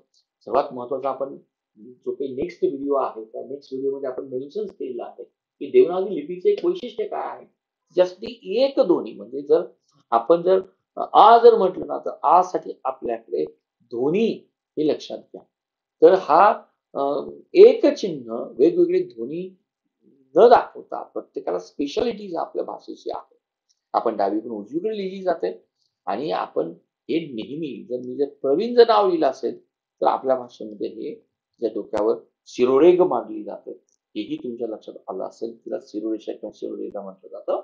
आणि नंतरच्या कालावधीमध्ये साधारणपणे महाराजांच्या कालावधीमध्ये किंवा पेशव्यांच्या कालावधीमध्ये आपल्याला मराठी देवनागरी लिपीला काही वेळेस हात न उचलता हे दिसते ना तुम्हाला हात न उचलता लिहिण्याची परंपरा तयार झाली. तिला आपण मोडी लिपी असं म्हटलं तर. आणि ही मोडी लिपी हात न विचारता लिहिणं, तिलाच आपण धावलिपी असं देखील म्हटलं जातं. हा पॉइंट जरूर तुम्ही मेन्शन्स करा, आपल्याला या ठिकाणी गरजेचा असेल. आता मराठी भाषेविषयी 1 मे 1966 66 नाही, काय म्हणणार आहोत आपण, 1 मे 1960 महाराष्ट्र राज्याची निर्मिती झाली. म्हणून मी 1 मे हा दिवस आपण काय केला जातो, की राजभाषा दिवस म्हणून साजरा केला जातो. लक्षात घ्या, हे तिन्ही गोष्टी आपल्या लक्षात असल्या पाहिजेत. 1 मे काय साजरा केला जातो आणि 27 फेब्रुवारी का साजरा केला जातो. तर विवा शिरवाडकर, कुसुमाग्रज यांचा जो काही वाढदिवस आहे, हा मराठी भाषा गौरव दिन म्हणून साजरा केला जातो. हे कुठेतरी मेन्शन्स करा, हे आपल्या दृष्टीने महत्वाचं असेल. मराठी भाषा गौरव दिन कोण, तर विवा शिरवाडकर, कुसुमाग्रज यांचा जन्मदिवस म्हणून आपण तो साजरा करतो. नेक्स्ट प्रकार आपल्याला दिसून येतो, की जसं मी तुम्हाला सांगितलं, 2000 वर्षापूर्वीचा जो काही आद्यग्रंथ आहे, काही लोकांनी विवेक सिंधूला म्हटलेला आहे, पण काही लोकांनी गाथा सप्तशतीला म्हटलेलं आहे. जे काही आजचं जे काही पैठण आहे, छत्रपती शिवाजी संभाजीनगर मधलं, त्या ठिकाणचं पैठण त्या तत्कालीन कालावधीमध्ये खूप मोठं शहर किंवा सातवाहनांची कॅपिटल समजलं जात होतं. तर या पैठणमध्ये हे सातवाहन राजे, तर असं म्हणणं आहे की विवेक सिंधू हा आद्य ग्रंथ आहे. परंतु काहींच्यामध्ये आजही गाथा सप्तशती हा जो काही मराठीचा पूर्व प्रकार जो काही आहे, त्यापासून हा ग्रंथ निर्माण झालेला आहे. थोडस आपण या पद्धतीने याकडे पाहूया. आणि जवळजवळ सर्वात जुनी लिपी आणि 1000 वर्षापूर्वी लिपी जर म्हटलं तर ब्राह्मणी लिपी आहे. जुन्नर जवळ जर गेला तर जो काही नाणेघाट आहे, नाणेघाटामध्ये मी तुम्हाला पिक्चर्स पण दाखवेन, जे काही शिलालेख लिहिलेले आहेत, त्या शिलालेखांच्या पायथ्याशी आपल्याला ही ब्राह्मी लिपीमध्ये शिलालेख आपल्याला दिसून. अजून एक उल्लेख आपण अक्षी, हा जो काही रायगड जिल्ह्यातला जो काही आहे छोटासा शिलालेख आहे, कशीदेव या तत्कालीन राजाने लिहिलेला, तर हाही शिलालेख आपल्याला शिलालेखाचे आहे. साधारणपणे आपण 2 शिलालेख पाहिले, जे काही दोन्ही सिलाबस हे सातवाहन राजाच्या काळातील जो काही आपल्याला दिसतो तो दिसून येतो नाणेघाटाचा शिलालेख. दुसरा जो काही शिलालेख दिसून येतो तो शिलाहार कशीदेवाचा अक्षी हा शिलालेख आपल्याला दिसून येतो. वन बाय वन आपण पाहूया. हे मराठी भाषेतील प्रकार आहेत, किती आपल्याला दाखवलं जातं. प्रवरसेन आपण पाहणार आहोत, की सातवाहन गेल्यानंतर विदर्भामध्ये ज्या राज्याची सत्ता चालत होती तो वाकाटक होता. आणि वाकाटकाचं जे काही राजा होतं त्याचं नाव होतं प्रवरसेन. तरी देखील वाकाटकांनी त्याची भाषा जरी बाकीच्या भाषा, संस्कृत भाषेला त्यांनी सर्वात महत्व दिलं, पण संस्कृत भाषेबरोबर त्यांनी महाराष्ट्रीयन भाषेला देखील, महाराष्ट्रीय भाषेला देखील मान्यता दिली. त्यामुळं प्रवरसेन म्हटलं की सेतुबंध हे तुम्हाला त्यांचं साहित्य आठवलं पाहिजे. यातलं मला तर विवेक सिंधू म्हटलं की सगळ्यांचं आता पाठ झालं पाहिजे. ज्ञानेश्वर म्हटलं की भावार्थ पाठ झाला असेल. माही म्हटलं की लीलाचरित्र पाठ झाला पाहिजे. किंवा भाषा जो काही भीष्माचरित्र आहे यांचं पंचवार्तिक पुस्तक, दृष्टांत पाठ हे केशवनाव दास यांचं पुस्तक, गौरवद्ध, वाक्यपतिराज, लीलावती, कोतुहल, चिन्ह काव्य, कृष्ण लीलाशुक, ऍटलिस्ट ही मला वाटतं ग्रंथसंपदा त्यांची नावं तुमच्या लक्षात राखून व्हिडिओ पाहत असताना त्याच्या नोट्स बनवून तुम्हाला करता आली पाहिजे. आणि एकदा वाचून घ्यावं सर्व गोष्टी.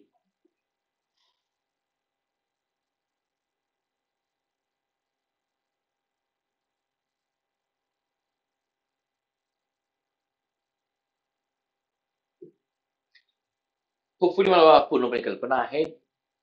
हे जे काही रचिते आहेत त्यांचं साहित्य आपल्या परीक्षेच्या दृष्टीने महत्वाचं असणार आहे. मग आता मराठी भाषेला ज्याला अभिजात म्हटलं गेलं 3 ऑक्टोबर 2024 कुठले निकष पूर्ण केले किंवा निकष पूर्ण करण्यासाठी आपण काय केलं. निकष पूर्ण करण्यासाठी आपल्याला काही पुरावे द्यावे लागले. ज्या काही समितीचे आहेत, डेफिनेटली तुमची भाषा जर 1500 किंवा 2000 वर्षापूर्वी असेल ना, तर आपण काही पुरावे दिले, ते आपण पुरावे पाहणार आहोत. पण त्यातल्या पुराव्यामध्ये पन्हाळाचा शिलालेख महत्वाचा आहे, शिलाहार राजाचा राजवंश महत्वाचा आहे. आत्ताच काही संत परंपरा पाहिली, नामदेव महाराज पाहिले, विवेक सिंधू ग्रंथ पाहिला, माहीभट पाहिला, त्याचे आपण पुरावा दिले. तर पद्धतीने शिवकालीन प्रशासन जे काही महाराष्ट्रीयन भाषेमध्ये होतं तेही आपण पुरावे म्हणून दखल केले. आणि त्याचबरोबर आपला प्रवास आपण सांगितला. संस्कृत आलं, प्राकृत आलं, अपभ्रंशी आले, नंतर अपभ्रंशी नंतर आपली ही टोटली विकसित असलेली क्लासिकल लँग्वेज आपल्याला काय दिसून येते, मराठी भाषा दिसून येते. आता वन बाय वन पाहूया. काय पुतळे? हा पुतळा जर पाहिला ना, तुमचं लक्ष इथं गेलं पाहिजे. हे जैन धर्माचा फ्लॅग आहे. तोही तुमच्या लक्षात आला पाहिजे. आणि हे जे काही कर्नाटकमध्ये श्रवणबेळगोळा आहे, गोमटेश्वर किंवा या गोमटेश्वरला बाहुबलाची मूर्ती असं म्हटलं जातं. दर 12 वर्षांनी याला असा प्रचंड असा मोठा अभिषेक केला जातो. मी प्रश्न करतो, सर तुम्ही हे बाहुबली का घेतलंय? तर माझं मित्रांनो इथं लक्ष आहे. हा जर जर पाहिला ना बाहुबली, त्यांच्या पायाशी जवळजवळ हा किती उंच पुतळा तुम्ही लक्षात घ्या. जैन धर्मातलं मोठं स्थान आहे. तिथे जर श्रवणबेळगोळ्याला गेला तर तुम्हाला ही टेकडी दिसेल. 200-250 पायऱ्या आहेत. आणि त्याच्या शेजारी चंद्रगिरी टेकडी म्हणून आहे. आपल्याला माहिती आहे साधारणपणे दुसऱ्या-तिसऱ्या पूर्व शतकाच्या आतमध्ये, इसवी सन पूर्वमध्ये मगध जे काही उत्तरेकडे आजच्या बिहारमध्ये पाटलीपुत्रमध्ये जे काही राज्य होतं, दुष्काळ पडला. त्यामुळं जैन तिथले तत्कालीन जैन धर्म जो काही होता त्यातले जे काही श्रावक होते किंवा साधू संत होते, ते भद्रबली बरोबर कर्नाटकमध्ये गेले. आणि त्या कर्नाटकमध्ये त्या काळामध्ये महाराष्ट्रीय भाषा बोलली जात होती. म्हणजे जैन धर्माचं या महाराष्ट्रीयन भाषेमध्ये जैन धर्माचं जे काही साहित्य आहे, जे ही प्रवास खूप महत्वाचा. मगधून भद्रभाऊ आले.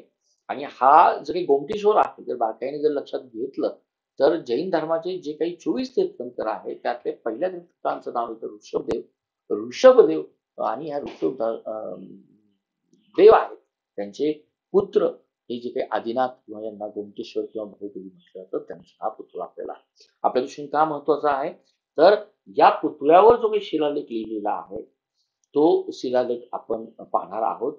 दुसरा एक शिलालेख ज्या ठिकाणी महाराष्ट्रीयन भाषेचा आपल्याला दिसतो, नाणेघाटात पण जाणार आहोत. तर नाणेघाटामध्ये पहिल्यांदा महारटिनो किंवा महारटी आपल्याला उल्लेख दिसतो, जो नंतरच्या काळात अपभ्रंश झाला मराठी शब्द आलेला आहे. म्हणजे आपल्याला हे शब्द आणि त्याचे शिलालेख कुठे आहेत ते वन बाय वन पाहणार आहोत. पहिल्यांदा आपण काय करूया, बाहुबलीच्या ऐवजी आपण नाणेघाट पाहूया. आपण बाहुबलीचं महत्व मी तुम्हाला सांगितलं. नाणेघाट आपल्याला जर पाहायचं जर असेल तर जुन्नरला जावं लागेल.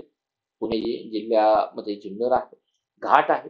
हा घाट आपल्याला दिसून येतो. घाट म्हणजे 2 ठिकाणांना जोडणारा घाट आहे.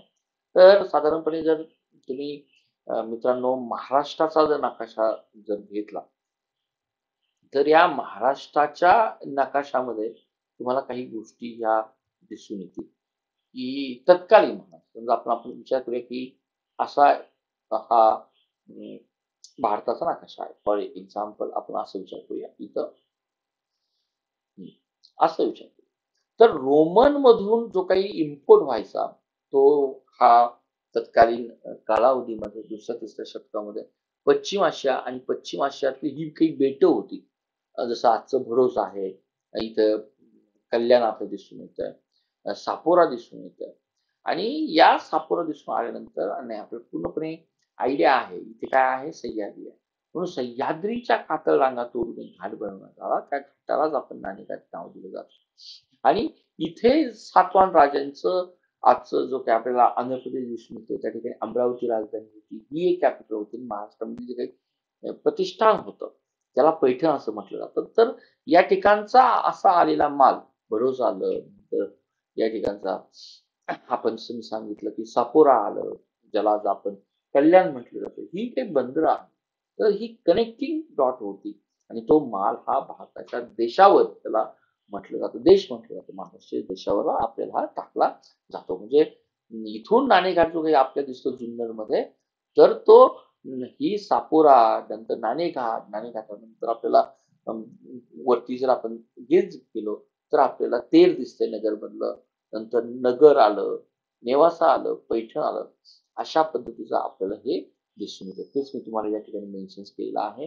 व्यापार निर्मितीमध्ये हे नाणेघाटामध्ये शिला ओढली गेली किंवा त्यांना आपण म्हणूया क्रिएट केलं गेलं. नंतरच्या कालावधीमध्ये त्या जैन म्हणण्यापेक्षा जैन जर म्हटलं तर आपल्याला बाहुबली येतो, हे आपण लक्षात घेणं गरजेचं आहे. तर इथे काही बौद्ध भिक्खूंसाठी आपण विहार करण्यात आले. आजही आपल्याला ते विहार या ठिकाणी दिसून येतात.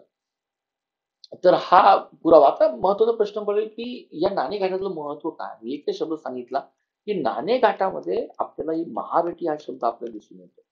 तर नाणेघाटाचा हा जे काही लिपी ना ती ब्राह्मी लिपी आहे. पहिली गोष्ट ही संस्कृत भाषेपासून ब्राह्मी लिपी तयार झाली. ब्राह्मी लिपीपासून देवनागरी लिपी तयार झाली आणि सातवाहन वंशाचे जे काही राजे होते, नातेवाईक होते, त्याच्या 7 आपल्याला प्रतिमांचे अवशेष दिसून येतात. त्यातलं सर्वात महत्वाची जी काही राणी नागरिका आहे ना, तर या आपण म्हणूया की शिलालेखावरून पूर्णपणे कल्पना येते की ती अतिशय धार्मिक होती. विविध 22 यज्ञ केले होते. राजसूय यज्ञ असेल, अश्वमेध यज्ञ असेल, तर त्याचा उल्लेख आपल्याला या ठिकाणी आपल्याला दिसून येतो. त्यातून आपल्याला एक सामाजिक आर्थिक परिस्थिती दिसून येते.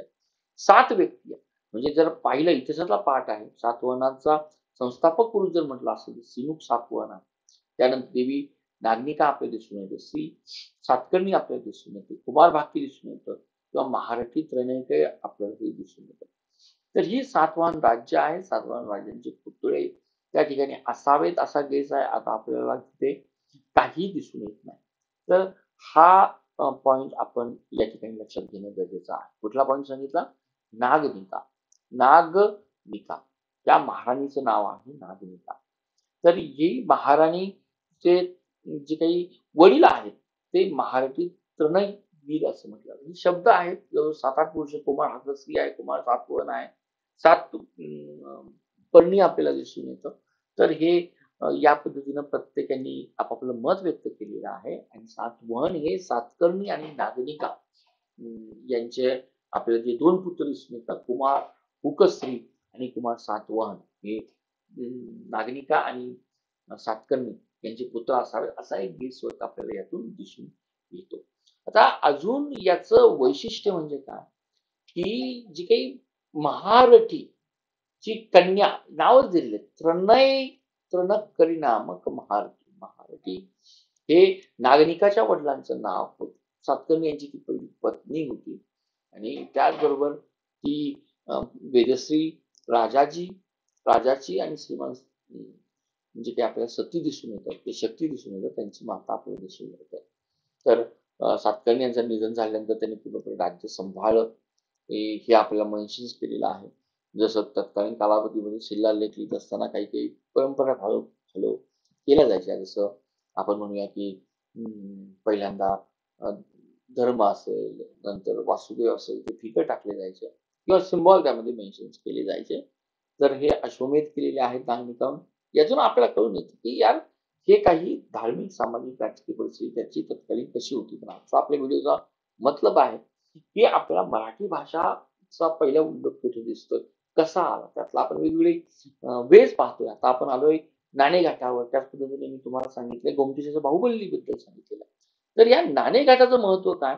तर नाणेघाटाचा जो काही लेख लिहिलेला आहे तो पहिल्यांदा लक्षात घ्या, तो कुठल्या भाषेमध्ये लिहिलेला आहे, कुठल्या लिपीमध्ये लिहिलेला आहे?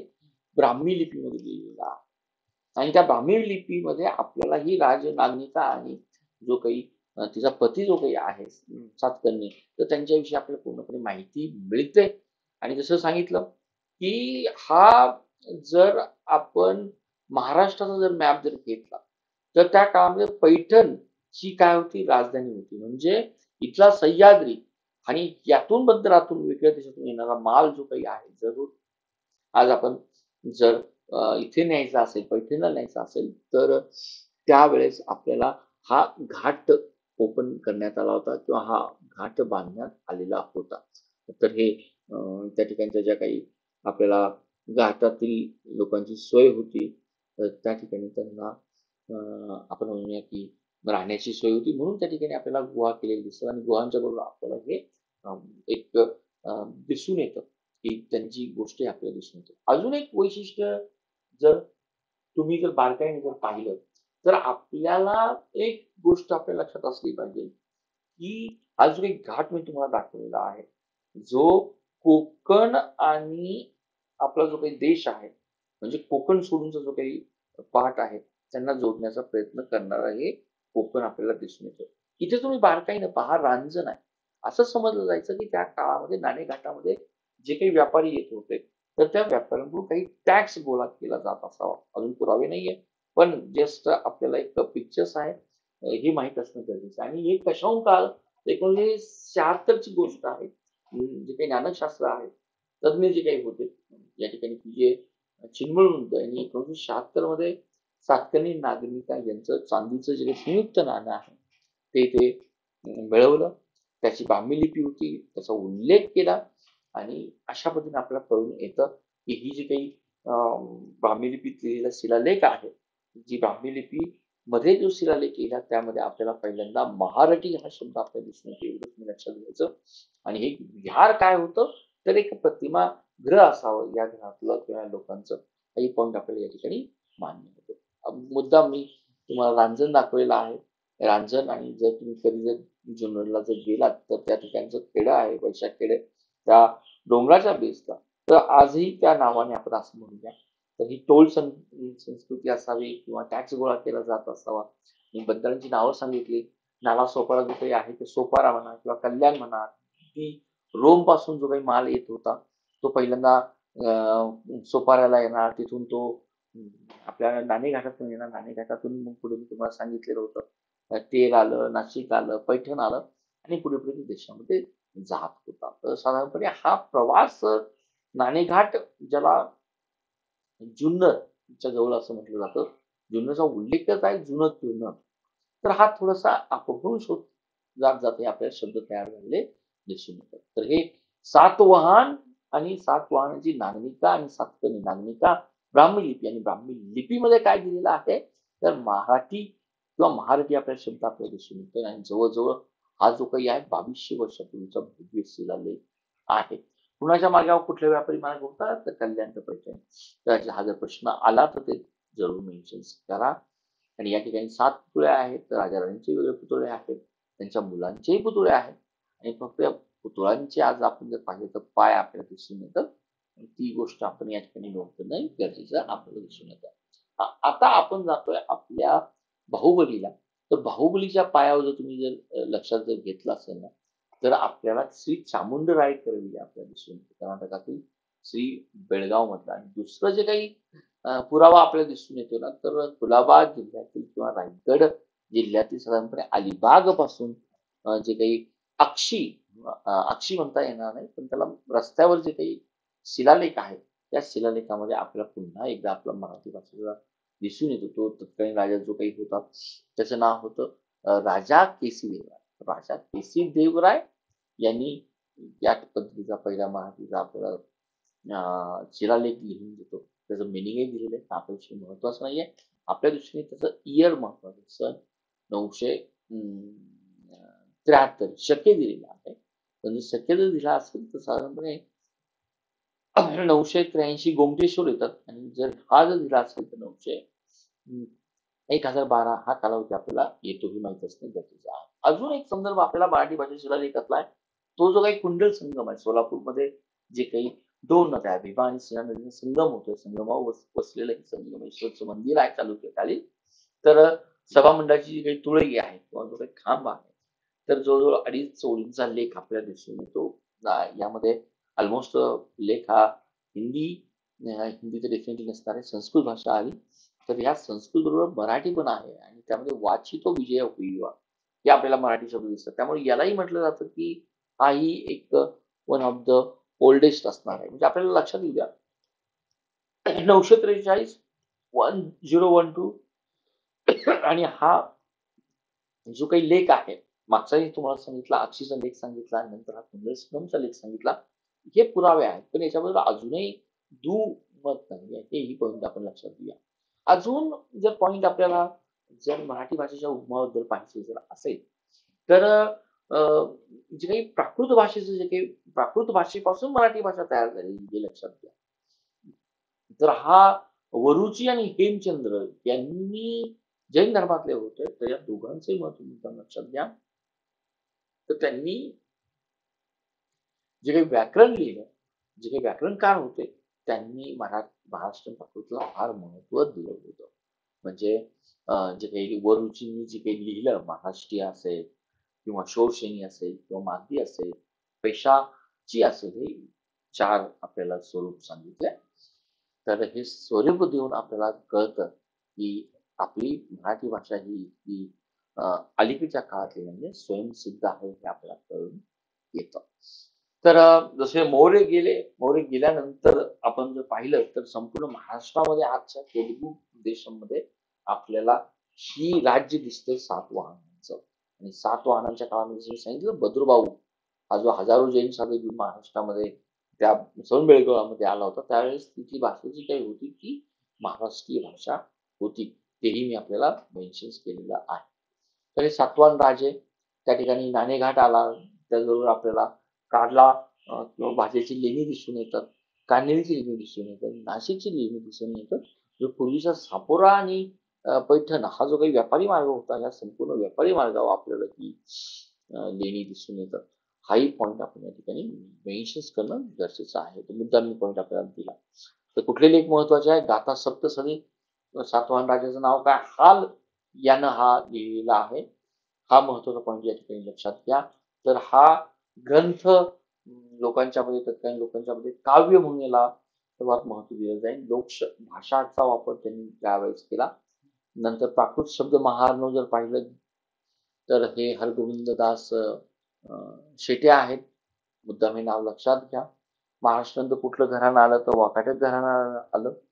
वाकाटक घराण्याचं वैशिष्ट्य काय? त्यांनी संस्कृत भाषेला मान दिला होता, पण याचा अर्थ असा नाही मराठी भाषेला त्यांनी दुर्लक्ष केलं होतं. मराठी भाषेला त्यांनी तेवढंच महत्व किंवा मराठी म्हणण्यापेक्षा महाराष्ट्रीयन भाषा आपल्याला त्या ठिकाणी महत्व दिलं जाईल असं आपण समजूया. तर हा प्रवास आपण मराठी भाषा पाहिलं असेल, संस्कृत असेल, ब्राह्मी लिपी असेल, नागरी असेल, नागरीचा पूर्व भाग असेल, पश्चिम भाग असेल, तर त्या पूर्णपणे ग्राफ रूपात म्हणजे तुमच्या लक्षात येऊन जाईल. अजून एक ग्रंथ आपल्या सर्वात महत्वाचा आहे जो मराठी भाषेतलं 1878 इयर तुम्हाला आठवलं पाहिजे. ती मराठी भाषेचं पंडित महादेव गोविंद रानडे पहिले व्यक्ती काय की ज्यांना ही संकल्पना मांडली आणि ती त्या काळामध्ये इम्प्लिमेंट केली. तर मराठी भाषेचं पहिलं साहित्य संमेलन कधी झालं? 1878 ला झालं. गोविंद रानडे यांच्या अध्यक्षतेखाली झालं. तर याविषयी आपल्याला काही नोट आहेत. ते नोट जर आपल्या ऍपवर जर पाहिल्या तर या नोट्स तुम्हाला मिळतील. तसंच राजा हरिश्चंद्र यांचा चित्रपट 1913 जर पाहिला तर आपला मुख्य चित्रपट आठवतो. पहिला मराठी चित्रपट जो काही तांत्रिकदृष्ट्या बनवलेला होता तो अयोध्येचा राजा होता. त्यामुळं आपल्याला या दोन गोष्टी लक्षात राहा. अयोध्येचा राजा हरिश्चंद्र आणि पहिली निर्मिती जी आपल्या मराठी चित्रपटाची, त्याचबरोबर अयोध्येचा राजा हा आपला बोलपूर दिसून येतो. बाळशास्त्री जांभेकर जर म्हटलं तर आपल्या दर्पण हे मराठी मासिक वर्तमानपत्र आपल्याला लक्षात असलं पाहिजे. ते सुरू केलेली दर्पण कधी केलेलं आहे? 1832 मध्ये सुरुवात केलेलं आहे. हे पहिलं साप्ताहिक होतं. बाळशास्त्रींनी जे काही बहुमहाजन समाज सुधारक होते त्यांच्याकडून सुरुवात केलं होतं मराठी आणि इंग्रजी भाषेमध्ये. 1831 मध्ये बाळशास्त्री जांभेकर यांनी आपली पत्राची जी काही कॉपी आहे ती आपल्याला दिसून येते. मे बी जो काही बंद पडलेला काळ आहे तो मी तुम्हाला मेन्शन केला. आपल्या दृष्टीनं मराठी भाषेकडं कसा उगम झाला, काय कॉन्ट्रीब्युशन सांगण्याचा प्रयत्न केला जातो, तीच गोष्ट आहे मराठी भाषेतलं जे काही बाळशास्त्री जांभेकरांचं अजूनही कॉन्ट्रीब्युशन होतं. तर दर्पण हे दैनिक आणण्याचा त्यांनी मान पहिल्यांदा मिळवला. तर ऑलमोस्ट 8 जुलै 1840चा पिरियड आपल्याला दिसून येतो. दोन्ही पद्धतीने हे इंग्रजी आणि मराठीमध्ये दर्पण टाईप केलं जातं. तर कुंडल संगम मी तुम्हाला सांगितलं काय आहे कुंडल संगमचं वैशिष्ट्य. आणि केंद्र सरकारनं जवळजवळ 11 भाषांना 3 ऑक्टोबर 2024 मध्ये सांगितलं की तुम्ही आजपासून काय आहात एक आपण म्हणूया की क्लासिकल भाषेचं मिनिंग काय? क्लासिकल भाषेचं मिनिंग जो काही होतं 4 अटी दिल्या, त्या 4 अटीमध्ये जर तुम्ही जर बसत असेल तर आणि तर तुम्ही अभिजात भाषेचा दर्जा घेतला जाईल. तर ऑलमोस्ट आपल्याबरोबर पाली पण भाषा होती, प्राकृत पण होती, बंगाली पण होती आणि आसामी म्हणूया, त्याचबरोबर कुठली भाषा होती? मणिपुरी होती. तर आपली महाराष्ट्रीयन आज राजभाषा पलीकडे सरकारची जर भाषा जर असेल ना तर हे कॉन्ट्रीब्युशन येणाऱ्या पूर्णपणे इतिहासाला आहे नक्कीच आपण असं म्हणू शकतो. तर 3 ऑक्टोबर हा दिवस मराठी आपण नाव दिले क्लासिकल मराठी डे म्हणून नेहमी साजरा करतो. हेही तुम्ही या ठिकाणी मेन्शन करा. तर कोण कोण येतं? जस्ट रीड करतो. तमिळ जर आलं, तमिळ भाषा, तर तमिळ भाषेमध्ये 2000 आपला जो काही काळ येतो 2004चा काळ येतो. पहिली बॅटिंग जर कुणी केली असेल क्लासिकल भाषेला तर ही येते तमिळ लँग्वेज. नंतर 2005 ला जर बॅटिंग जर कुणी केली असेल तर ही येते संस्कृत भाषा. नंतर 2008 ला 2 भाषांना एकू करण्यात आला, कन्नड त्याचबरोबर तेलुगू भाषा, आणि नंतर 2013 मध्ये मल्याळम आली, 2014 मध्ये त्या भाषेला दर्जा मिळाला ती आली, ओडिया भाषा आली 2014 ची बात करतोय. आणि हे झाले, किती झाले पहा, 3, 2, 5. तर ही तमिळ 2004 मध्ये, संस्कृत 2005 मध्ये, कानडी आली. त्याचबरोबर आपल्याला या ठिकाणची भाषा आपल्या देशात तेलुगू आली, आणि 2013 मध्ये मल्याळम आली, 2014 मध्ये ओडियाची भाषा आली. नंतर आपण ज्या काही एकाच वेळेस 2024 मध्ये ज्या काही भाषा इन्क्लूड करण्यात आल्या त्यामध्ये मराठी तर होती, प्राकृत पण होती, पाली पण होती, आणि दुसरी जी काही भाषा होती ती आसामी भाषा होती. तर हे बदल आपल्या दृष्टीने महत्वाचे आहे. जर आपल्याला विचारलं की क्लासिकल भाषा झाली म्हणून आपल्या भाषेला काय महत्व मिळेल, काय मिळेल, तर हे जे काही विद्यापीठ आहे, ग्रंथलेखन आहे, त्यासाठी आपल्याला विद्यार्थ्यांना निधी मिळेल, पहिली गोष्ट. आणि क्लासिकल मराठी विद्यार्थ्यांना हे शिकता येईल, हे काही तरतुदी जे महत्व आहे मराठी भाषा व संस्कृतीवर. आजही तुम्ही पहा, हा व्हिडिओ पाहताना कुठेतरी तुम्हाला अभिमान वाटत असेल की यस, आपल्या मराठी भाषेला दर्जा मिळाला पाहिजे, आणि तो दर्जा हा मिळालाच पाहिजे. विद्यार्थी मित्रांनो, आज मराठी भाषा ही एक केवळ बोली भाषा म्हणून पाहू नका, प्रादेशिक भाषा न राहता ती आपल्या संविधानानं तर मान्य केलेली आहेच. पण सर्वात महत्वाचं काय आहे, आपली परंपरा म्हणा, संतांची भूमिका म्हणा, किंवा साहित्यिक समृद्धी म्हणा, ही त्या लेवलची असणं गरजेचं आहे. तर या पद्धतीने हा व्हिडिओ आपण पाहिला, व्हिडिओतल्या काही महत्वाच्या गोष्टी पाहिल्या, त्या नोट केल्या.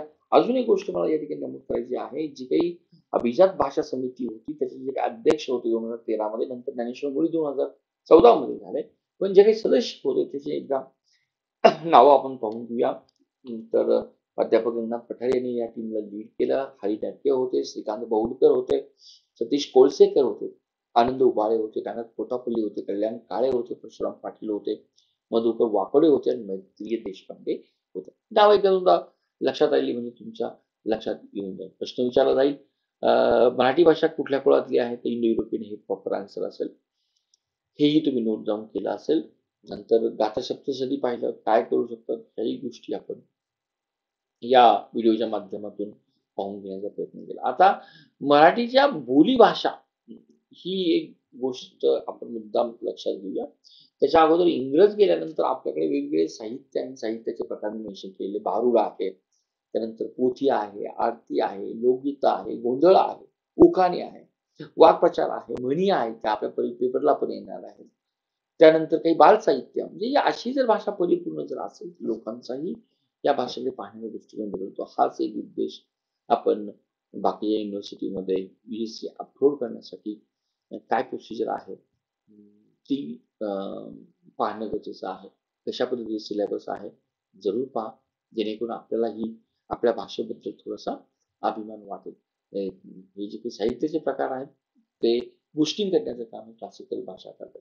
अजून एक गोष्ट, महाराष्ट्र शासनाच्या दरबारामध्ये 1 मे, नंतर 27 फेब्रुवारी, नंतरची आता आपण जी तारीख झाली 3 ऑक्टोबर, त्याचबरोबर 19 नोव्हेंबर 1960 हे पण लक्षात घ्या, आपलं महाराष्ट्र राज्य साहित्य व संस्कृती मंडळाची आपल्याला स्थापना करण्यात आली होती. आणि व्यंकटेश केतकरी म्हटलं की आपल्या मराठी विश्वकोशाची निर्मिती त्यांनी केली. या गोष्टी आपण पाहणं गरजेचं आहे. आता प्रमुख भाषा कोण, मराठीतल्या बोली भाषा कोण? कोकणी आलं, अहिराणी आलं, मानदेशी आलं, मालवणी आलं, वऱ्हाडी आलं, तामिळनाडूमधील तंजावर नावाची बोली भाषा, आणि मराठी भाषेत जिजू आहे त्याला बेनी इस्रायल असं म्हटलं जातं. तर आजही ते इस्रायलमध्ये जाऊन आपला संवाद हा इस्रायल मध्ये गेल्यानंतर मराठी अहिराणी म्हटलं की आपल्याला आठवलं पाहिजे खानदेश, धुळे आलं, नंदुरबार आलं, नाशिकचा काही भाग आला, बऱ्हाणपूर आलं मध्य प्रदेश मधलं. तर भालचंद्र नेमाडे यांची हिंदू कादंबरी आणि नादो महानोर, त्याचबरोबर हे नारखेडे, हे एक अहिराणी भाषेतील त्यांनी त्यांची किंवा त्याच्या लेखामध्ये अहिराणी भाषा आपल्या दिसून तावडी हा अहिराणी भाषेचाच एक प्रकार आहे.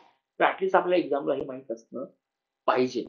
जर भिल्ल समाजामध्ये जो काही आपण त्याला डांगी जो काही कम्युनिटीज आहेत आपल्या महाराष्ट्र गुजरातच्या बॉर्डरवर, तर त्या ठिकाणी आपल्याला ही भिल्ल समाजामध्ये बोलली जाणारी देववाली ही बोली भाषा दिसून येते. कोकणी गावच आहे कोकणातली, मानदेशी सांगली सातारा जिल्ह्यातील आटपाडी हा जो काही भाग आहे त्यामध्ये बोलली जाणारी ही खानदेशी, मानदेशी. दुसरी आली मालवणी, मालवणीचा एक वेगळा उंचाई असते. त्याचबरोबर एक दशावतार हे मालवणी भाषेमध्ये लिहिले गेले नाटक हे मेन्शन केलं. कोळी ऑलमोस्ट ऑल किनाऱ्या कोळी भाषा आपल्याला दिसली जाते. कोल्हापुरी रांगडी भाषा तर त्याची लकबच आपल्याला वेगळी दिसते. चंदेरी भाषा जर म्हटली जाते तर कोल्हापूर आणि किंवा आपण म्हणूया महाराष्ट्र आणि कर्नाटक यांच्या जो काही बॉर्डरचा भाग आहे तर त्याच्या भागामध्ये आपल्याला ही चंदगडी बोली दिसून येते. शेवटची जी काही आहे बेळगावी भाषा जी कन्नड आहे मराठी भाषेत त्यांचे वेगवेगळं प्रपोर्शन मध्ये आपल्याला दिसून येतं. पण ह्या भाषा आपल्या कुठल्या भाषा बोली आणि कुठल्या भाषा प्रमाण भाषा आहेत त्या आपण वाचणं आणि लक्षात ठेवणं गरजेचं आहे. मराठवाडा म्हटलं की मराठवाड्याची भाषा येते. जो काही पूर्वीचा निजामचा भाग होता त्याच्यामध्ये आपण उस्मानाबाद ज्यावेळी धाराशिव लातूर हे शब्द आपण या ठिकाणी विचार केले. विदर्भ म्हटलं की नागपुरीची चंद्रपूर वर्धा नागपूर मधले विशिष्ट हे काढून पडली भाषा. आणि त्याचबरोबर आपण जर दुसरा भाग जर घेतला बुलढाणा वाशिम अकोला यवतमाळ तर या भागामध्ये आपल्याला ही एक वऱ्हाडी दिसून येते. जंगलातला जो काही भाग आहे भंडारा गोंदिया चंद्रपूर गडचिरोली तर याच्यामध्ये जी मराठीचा उपप्रकार बोलला जातो त्याला झाडी बोली असंही म्हटलं जातं. त्याचबरोबर तंजावर आपण सांगितलं तामिळनाडू राज्यामध्ये जे काही जवळपास 1 लाखाहून लोक आहेत आज ती त्या स्वरूपाची थोडीशी तमिळचा प्रभाव झालेली भाषा बोलतात. जे आपण पाहिलं होतं की शिवाजी महाराजांचे सावत्र बंधूचे काही होते व्यंकोजी राहते त्या दक्षिण गेल्यानंतर ते तिथेच ते स्थावर आहे आणि त्याचा भाषेवर आपल्याला तमिळ भाषेचा प्रभाव दिसून येतो. नंद भाषा ही एक लक्षात ठेवणं गरजेचं आहे. नंद भाषा ही इतिहासामध्ये वापरली जाणारी भाषा आहे. एक सिक्रेट कोड आहे इतरांना कळू नये म्हणून तरी काही ठिकाणी वापरले जायचे. तर या ठिकाणी जर काही वर्ड जर घेतले तर हे दिलेले आहेत गुरका आवडू किंवा उदाहरण ही शब्द जस्ट लक्षात ठेवा. पाठ करण्याची आपल्याला बिलकुल गरज नाही आहे. तर विद्यार्थी मित्रांनो अशी ही मराठी भाषा केवळ भारतातील नाही तर उपखंडातील एक भाषा. तिला इतिहास आहे सांस्कृतिक वारसा आहे आणि तो अतिशय समृद्ध आहे. आणि 3 ऑक्टोबर 2024 लक्षात असलेला दिवस आपल्याला गौरव दिन आहे की आपल्याला आपल्या भाषेचा दर्जा मिळाला. त्यामुळे कदाचित या भाषेमध्ये नवीन संस्कृती तयार होईल नवीन आपण असं नव्या आयाम मिळेल हे नक्कीच आपण त्याला एक विद्यार्थी म्हणून एक पालक म्हणून किंवा व्हिडिओ ऑब्झर्व्हर करणारे म्हणून त्याकडे वापरून घेऊया. दर्जा मिळवला तर साहित्य जी काही जत्रा म्हणूया कला म्हणूया किंवा संस्कृतीची मान्यता आपल्या जागतिक स्तरावर मिळाली. जर मराठी आपल्याला एवढी गोष्ट जर देत असेल तर कदाचित तिच्यासाठी आपण काही कॉन्ट्रीब्युशन करणं ही तेवढंच गरजेचं आहे हे आपल्याला लक्षात येऊन जातं. अभिजात दर्जा मिळाल्यानंतर काय होईल संशोधन अभ्यासक्रमात चालना मिळेल विद्यापीठामध्ये शिक्षण होईल प्राचीन ग्रंथाचे अनुवाद करता येतील ग्रंथाला सशक्तीकरण करण्यात येईल. गव्हर्नमेंट आपल्याला केंद्र सरकार मदत करणार आहे सगळे अलर्ट असणार खूप नाही पण 50-52% जरी दिला तरी आपल्या दृष्टीने सर्वात महत्वाचं येतं. तर अशी ही मराठी भाषा प्रभावी भाषा नदीच्या प्रवाहाप्रमाणे चालणारी चेंज करणारी भाषा. तर आपल्या एन काळ असेल की आपण मराठी भाषेचा उगम पाहत असताना काय काय गोष्टी पाहणं गरजेचं आहे. आणि एकदा हा व्हिडिओ पाहिला की माझी रिक्वेस्ट सर्वांना असेल की मराठी भाषेचा घटक हा मूलभूत घटक व्हिडिओ तुम्ही जरूर पहा त्यावर कमेंट करा. तर हे घटक पाहिल्यानंतर आपण मराठी भाषा इझिली येऊन जाईल.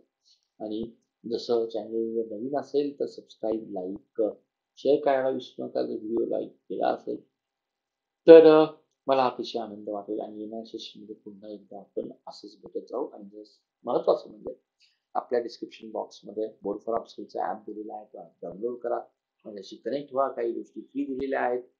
काही जरूर त्याचा अनुभव घ्या क्लासला या किंवा न या हा नेक्स्ट प्रश्न. परंतु या पद्धतीचं वर्कआउट जर केलं तर आपला प्रवास हा इझिली होऊन जाईल. उगम आहे उगमाच्या अँगलनीच पाहिजे त्या ठिकाणी बाकीचे प्रकार पाहिजे नाही ते आपण या ठिकाणी धन्यवाद.